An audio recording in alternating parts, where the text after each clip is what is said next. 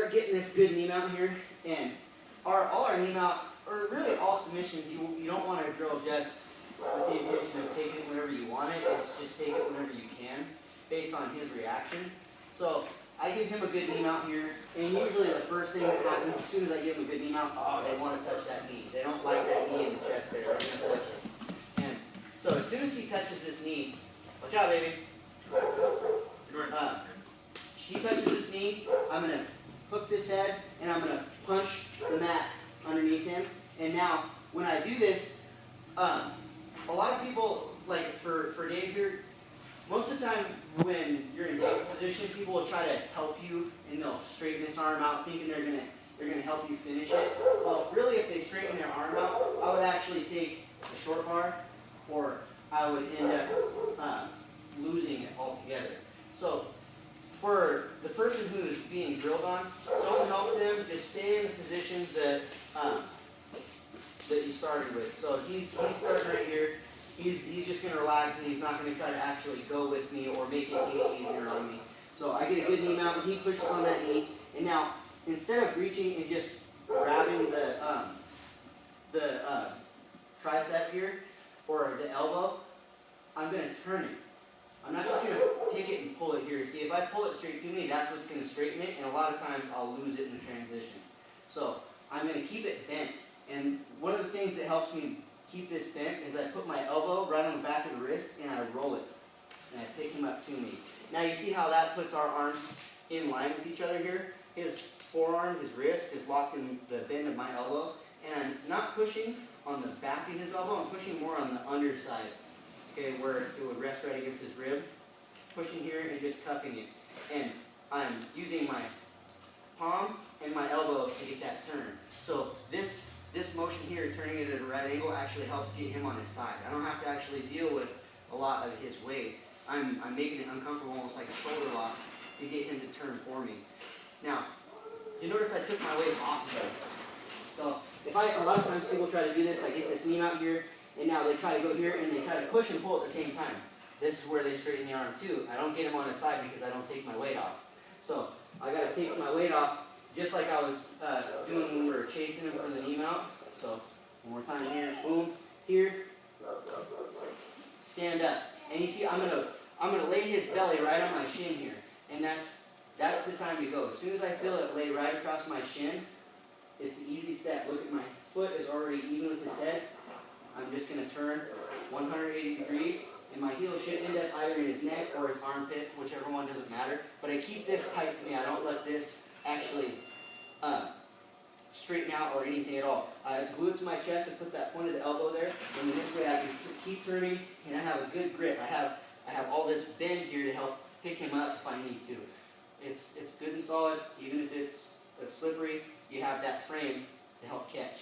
So from right here, nice simple turn, sit, and now as I go here, a lot of people like to cross their arms. Since I've already got this hand here, I'm going to go straight underneath it. I just pick this elbow up a little bit and go straight underneath it, and I grab my shoulder, grab my lap. I don't want to cross my arms because now it's a lot less tight.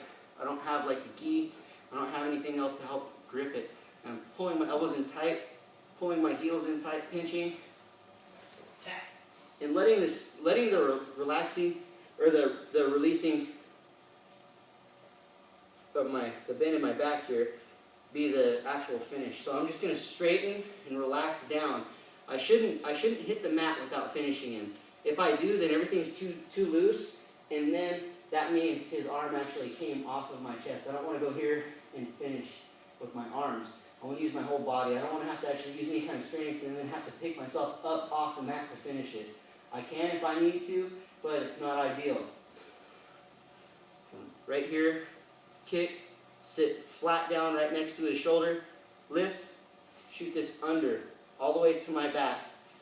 Grab my shoulder, pinch tight, and I'm going to stretch it out like piano wires. And see right there, I didn't even get to the arm bar. It was more like a bicep or a chest stretcher, pec stretcher here, right? Yeah, like in my top of my bicep mostly. Okay. Everybody's going to feel it different places too.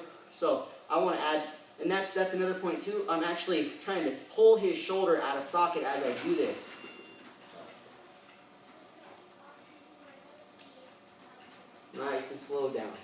Okay, one more time. So Quit playing with the door. I come back up, knee mount, boom, and a lot of times I try to leave that underhook there, and sometimes they'll even just reach around it if I block it. Yeah, and he just gives it to me. But if not, then I just give him a good knee mount. He'll want to push on that, punch through, closed hand, grab the back of the tricep and underside of the elbow here, push with the wrist and push with the elbow into his wrist.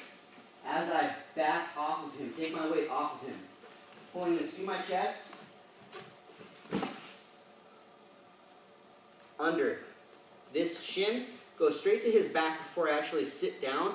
And I don't want to sit away from him, because now if he's got any kind of space at all, he's just going to pull it right under me.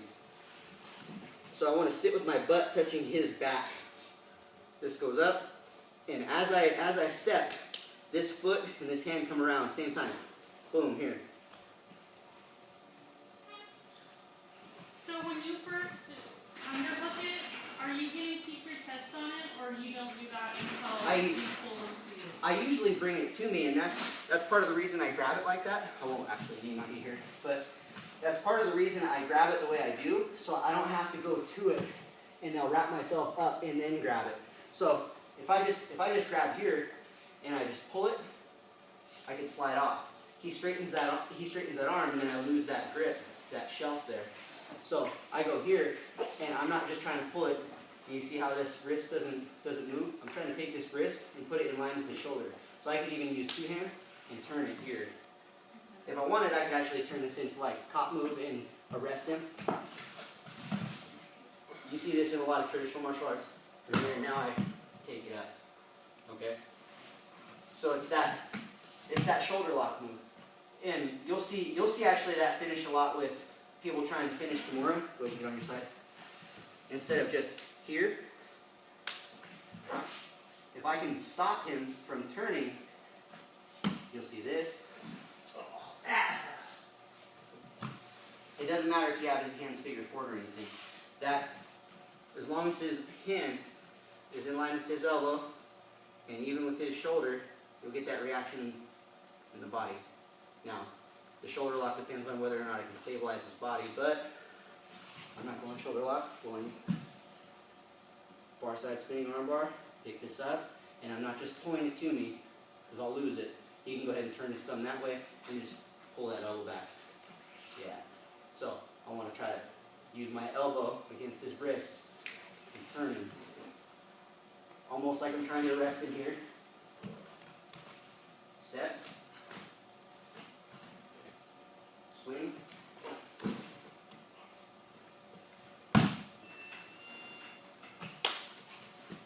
Any more questions? Any questions on the grip?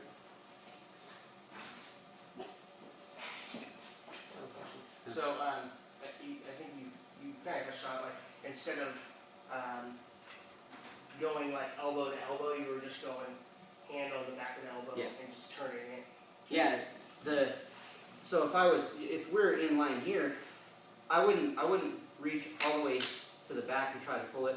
I'm actually chicken winging this elbow out. Mm-hmm. You see, a lot of times people will bring it straight out across. That's exactly what I was just talking about. So I'm on the underside and using this to get that same reaction, trying to push this wrist under with my elbow and turn it into this figure four Kimura position, however you want to say it. But as long as his arm is at that right angle, I can push. See. Okay. More of my question was like, I think you showed it where you sink all the way down, elbow to elbow. Mm-hmm. Like, what do you prefer? Like, what do you think? I like the way that I just showed, but if I do go elbow to elbow, it's the same thing. If I go here, I can go elbow to elbow, but I've just got to make sure I keep that arm bent. And a lot of times, if he tries to straighten it, right here, it's still tight. I just got to make sure that I hit the spin before he gets it all the way straight. There's always going to be things that you can do to readjust, or you're going to have to readjust on. So Okay. the sooner you can get it locked up in the position that you want before you even have to try to spin, it limits the readjustments that you're going to have to make. So you're trying to keep that Or you are keeping that bent position the whole time? Yeah, I don't try to straighten it until I'm already on my butt. It'll straighten out almost as I lift that elbow up, swing that arm under, and then I'll sit back. So don't try to do the armbar halfway. So if I try to go here, go ahead, push on that knee here. If I try to go here and now I try to do this armbar here, I'm gonna be too far away, and now he just immediately hitchhikes out. Okay, so When you stand by, the armbar doesn't actually happen until I get all the way over. Push, push, push, push. From here, keep it bent. And then as I sit back, I'm straightening it out. And you see I kind of miss my arm. If you have to, then you can go, just switch this hand under, bring this one over so I can catch that wrist to help straighten it out. Let's go.